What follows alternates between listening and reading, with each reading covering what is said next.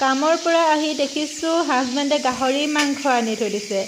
মোক কৈছে বনাই দিয়া বুলি, তাকে মই বনাবলৈ লৈছোঁ।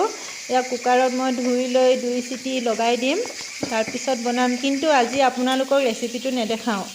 আৰু এইফালে মোৰ বেলেগ এটা ৰেচিপি দেখিছেনে, ডাঙৰ মাছৰ মূৰ এটা ফ্ৰাই কৰি আছোঁ। আপোনালোকক তাকে অলপ চলপকৈ দেখাই দিওঁ বুলি ভাবিছোঁ। কেনেকুৱা লাগিছে বা মূৰটো? আৰু মাছৰ মূৰ খাই কোনে কোনে ভাল পায় জনাবচোন দে কমেণ্টত। মই বহুত ভাল পাওঁ মাছৰ মূৰ খাই। তাকে ফ্ৰাই কৰি আপোনালোককো অকণমান দেখালোঁ। ৰেচিপি নহয় আৰু এনেই জাষ্ট ফ্ৰাই কৰি দিছোঁ।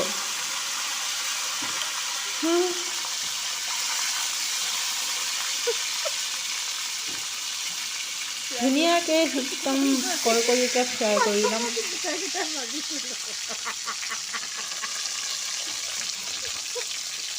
আৰু মোৰ ভিডিঅ'বোৰ চাই ভাল পালে লাইক কমেণ্ট শ্বেয়াৰ কৰি দিব দেই। এইফালে দেখিছেনে বইল কৰি ল'ম, এতিয়া চিটি মৰাই দিম, 2টা চিটি মৰাই দিম। এইফালে আকৌ মাছ 2 পিচমান আছে, পেটু অলপ আছে, তাকে অকণমান ফ্ৰাই কৰি কেনে খাম আৰু ভাতৰ লগত।